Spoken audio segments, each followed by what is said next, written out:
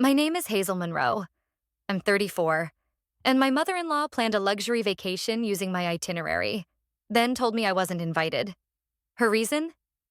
It's just for family. Blood, of course. I booked the resort. I crunched the numbers. They sent me chamomile tea and a silent message. Stay in your place. But I didn't argue. I made a call. To the man who runs the resort. The man I once helped when no one else would. And when the Davis family checked in, they had no idea whose name was on the ownership contract. If you've ever been treated like the help in a room you designed, stay with me. This is where silence becomes power. If this kind of story resonates with you, please like, share, and subscribe. Your support helps us keep telling the stories that matter. Let's begin. You'll understand when you're a mother-in-law, Eleanor said sweetly, handing me a cup of chamomile tea, like I hadn't just been excluded from the very vacation I helped plan. I gave a polite smile, fingers wrapping around the delicate porcelain. The tea smelled soft, floral, completely at odds with the bitterness rising in my throat. Above us, the chandelier sparkled like a crown of glass, casting golden reflections over the long dining table draped in ivory linen. The 40th wedding anniversary of Eleanor and William was a spectacle.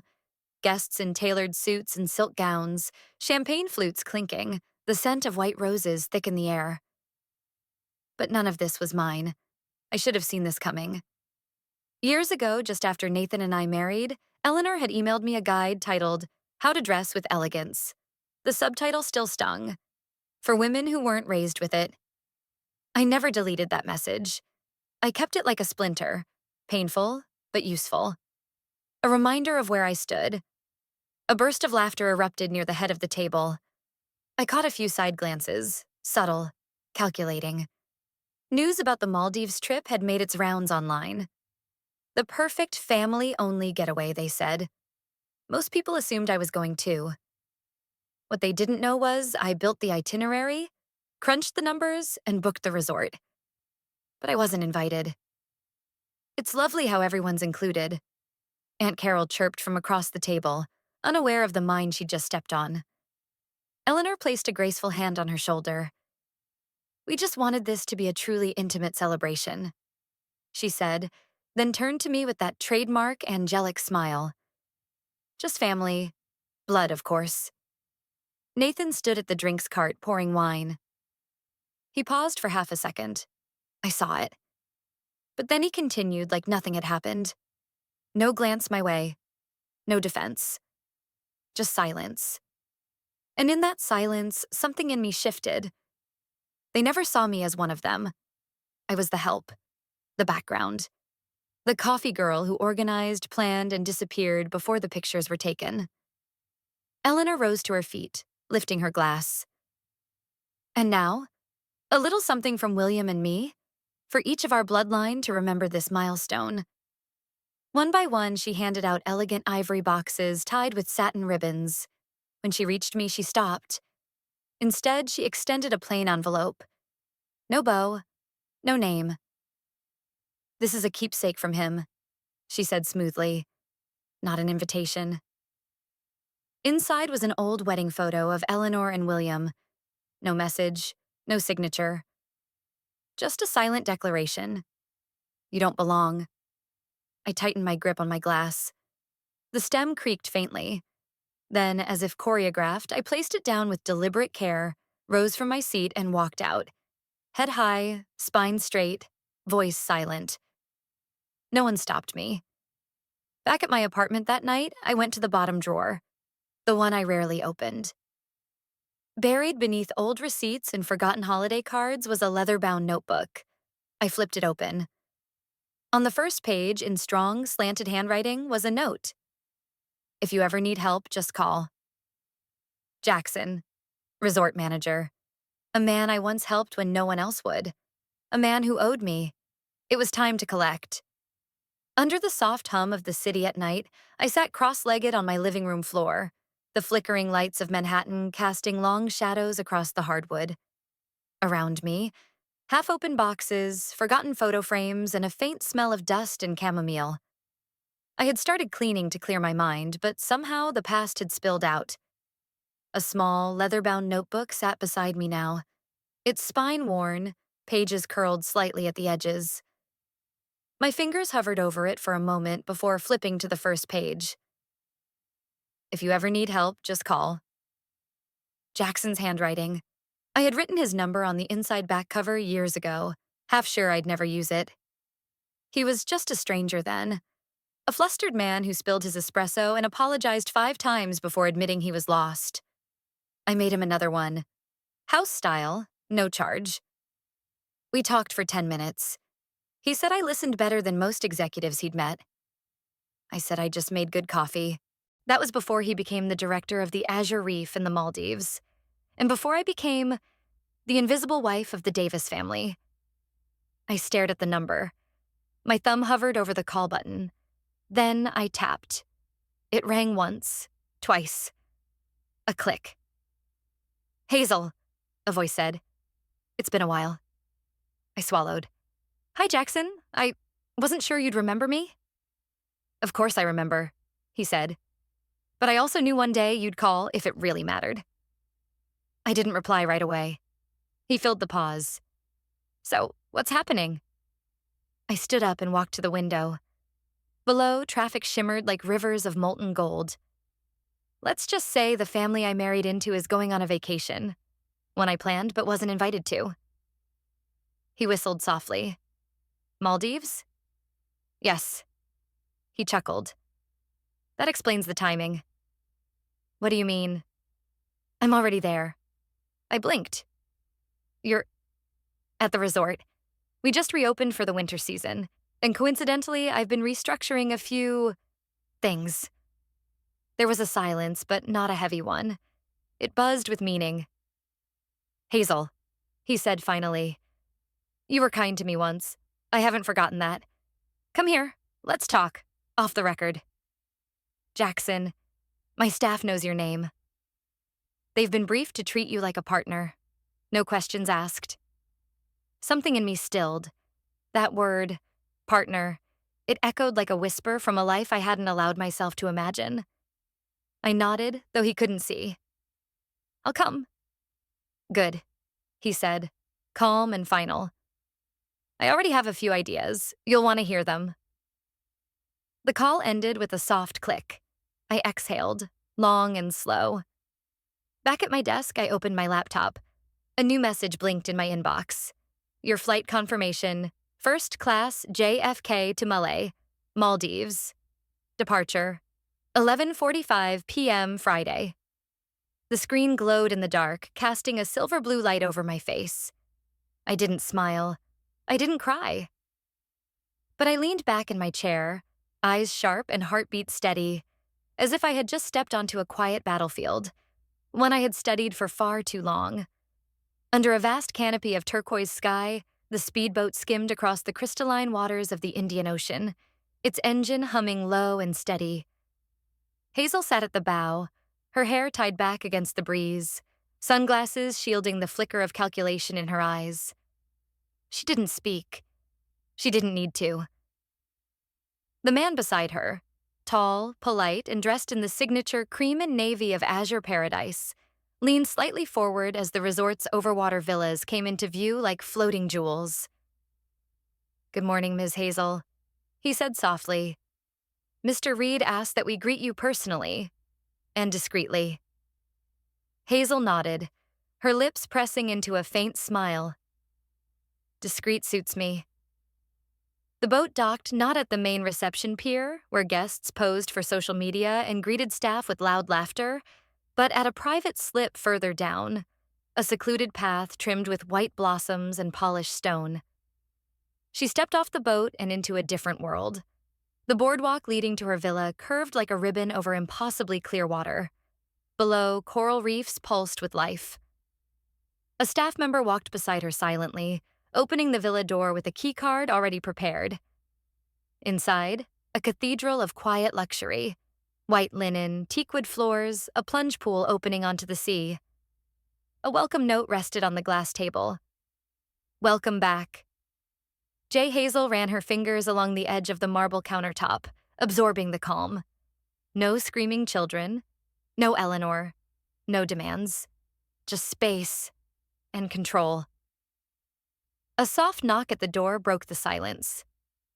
"Pardon me, Ms. Hazel," said the concierge. "Would you like us to arrange a private dinner tonight? Or would you prefer to observe the Davis party from a distance first?" Hazel turned, raising one eyebrow. "We've arranged a sightline from the Moonlight Pavilion," he continued. "You'll be able to hear without being seen." Her smile was thin. Perfect. That evening, dressed in muted silk and bare feet, Hazel stood behind a sheer curtain at the far end of the Moonlight Pavilion. The restaurant shimmered in warm lantern light. Laughter bubbled up from a long table where Eleanor, resplendent in coral chiffon, gestured grandly to a waiter. "You see, we're very close to Mr. Reed," Eleanor was saying, tapping the stem of her glass. "Very personal relationship. The kind that gets you the best rooms, even when the resort is fully booked." Nathan chuckled nervously beside her, clearly unsure if he should confirm or remain silent. William said nothing, swirling his wine. Hazel tilted her head. The servers moved with crisp precision. But there was something else. How the waitstaff lingered a second longer beside her family. How the best champagne was poured last, not first. And how the maitre d' glanced just once toward Hazel's shadowed corner. Subtle but unmistakable. No one noticed. Eleanor didn't know. Hazel's gaze softened. Not with forgiveness, but with clarity. This wasn't about revenge. This was about remembering who she had always been. Before the Davis name, before the whispered insults, before she stopped seeing herself as anything more than an accessory to someone else's legacy. She turned away, the curtain falling back into place. On the way out, she murmured to the staffer waiting quietly near the path. "Tomorrow night, then." He nodded. Hazel glanced once more over her shoulder toward the flickering glow of the Davis table. "Let the owner handle the introductions," she said softly, almost to herself, and vanished into the darkness where real power never had to announce its return. The violins played something delicate, notes that drifted like sea mist through the open-air dining room, mingling with the scent of jasmine and slow-roasted sea bass. The main restaurant at Azure Paradise was glowing in gold and candlelight, with tables set under swaying palms and torches flickering along the shoreline. It was the kind of evening Eleanor Davis lived for. She arrived in full regalia, coral silk flowing, pearls gleaming, and William a few obedient steps behind. Nathan, as always, trailed with his phone, eyes down. "Reservation under Davis," Eleanor announced as they approached the maitre d'. The man checked his tablet, brows lifting. "I'm afraid that table has already been claimed." "There must be some mistake," she snapped. "That's our table. It was confirmed." A pause. Then the maitre d' offered a calm smile. "Indeed, reserved by Ms. Hazel. First name on the VIP list." Eleanor blinked. Nathan looked up. "Hazel?" The maitre d' gestured toward the corner of the terrace, where a table sat under soft lanterns, perfectly arranged for 6.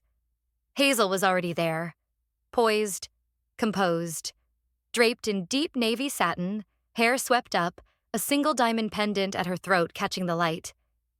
She raised her glass slightly as their eyes met. "Good evening," she said smoothly. "I thought you might be hungry." Eleanor stood frozen, a breath caught in her throat. "This is a private family dinner," she managed.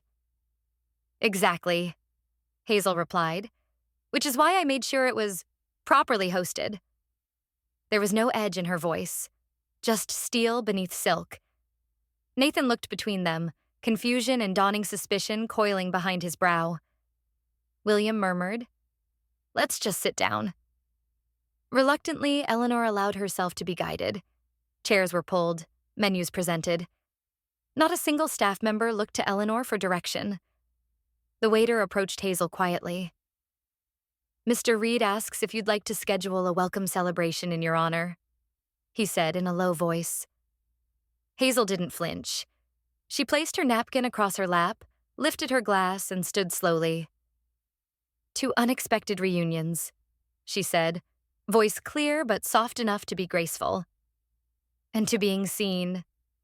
Crystal clinked in a polite chorus. Eleanor gripped the stem of her glass too hard. And then, as if summoned by the cue, a figure entered from the far end of the terrace. Backlit by the lanterns, crisp suit unbuttoned, casual and completely in control. Jackson. He didn't glance at the other guests. His gaze went straight to Hazel. "You started without me," he said with a grin, walking over. Hazel smiled gently without turning. "I knew you'd catch up." And just like that, the balance shifted. Subtly. Completely. The Davis family was no longer at the center of the story. They were guests, watching. And Hazel had just rewritten the opening scene. The morning air was warm but gentle, carrying the scent of sea salt and lemongrass as Hazel stepped barefoot onto the spa terrace. Her silk robe brushed against the wooden deck, every movement slow, deliberate. Staff greeted her with quiet bows. No announcements, no spectacle, just recognition. She had no appointment, but a private suite had been prepared. Naturally. As she entered, she caught a glimpse of herself in the mirror. Composed, calm. Someone who had learned to stop asking for permission to exist. A knock on the door. "Ms. Hazel?" a staff member said. "Mr. Nathan Davis has requested a brief conversation. Alone. He's waiting by the lagoon path." Hazel nodded once. She wasn't surprised. 10 minutes later, she found him where the crushed shell path curved between palm trees, overlooking the water. Nathan stood awkwardly, hands in pockets, hair slightly unkempt, as if the night had aged him. "I don't know what you're doing," he began, voice low. "But I should have said something. Back then." Hazel kept her eyes on the sea. "You didn't." "I didn't know what to say." "No," she agreed. "You just knew it was safer to say nothing." He winced. "You remember what you told me after our engagement dinner?" she asked. "You said, 'I won't let her treat you like that again.' You even believed it when you said it." Nathan exhaled. "And then I stopped pushing back. I thought, if I stayed quiet, it would keep the peace." Hazel finally looked at him. It didn't keep the peace. It just made sure no one noticed the war. Behind them, footsteps approached. William, slower now, appeared on the path. His gaze flicked to Hazel, then to his son. He looked smaller in the morning light. "I owe you something," William said, voice gravelly. "Grace like yours doesn't come from silence. Ours did. And that's on us." Hazel didn't reply. She didn't need to. She turned to leave and found Jackson waiting just ahead. He held a slim black folder, crisp and unassuming. "I figured you should see this now," he said. She opened it. Inside, a legal document, crisp and elegant. Azure Paradise Resort. Revised ownership agreement. Shareholder, Jackson Reed, 51% shareholder. Hazel Monroe, 49%. "They wanted me to consider new investors," Jackson said, hands in his pockets. "The Davises proposed something 2 weeks ago. Eleanor even sent me a handwritten letter. Sweet, really." Hazel's brow arched. "But I told them," he continued, "that I already had a partner." She stared at the paper, not because she was surprised, but because part of her, some small buried part, hadn't expected someone to choose her first. "You knew I'd show up," she said quietly. Jackson shook his head. I just made sure it would be worth it if you did." They stood in silence, a kind of quiet that didn't ask for forgiveness or fanfare. Just truth. Behind them, Nathan and William remained on the path, watching, but no longer the center. Hazel looked at the sea again.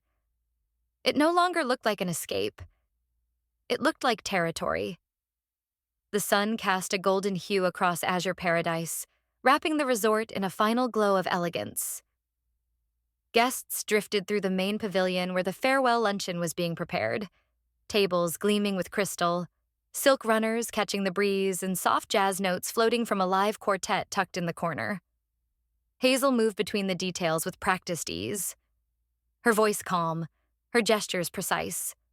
Nothing was too loud, too showy. And yet everything bent gently in her direction. She wasn't there as a guest anymore. She wasn't there as someone's partner. Hazel stood in her own space, unapologetically, undeniably, the host. At the front desk, however, things were less composed. "What do you mean I'm not on the spa schedule?" Eleanor snapped. The receptionist, ever pleasant, glanced down at the screen.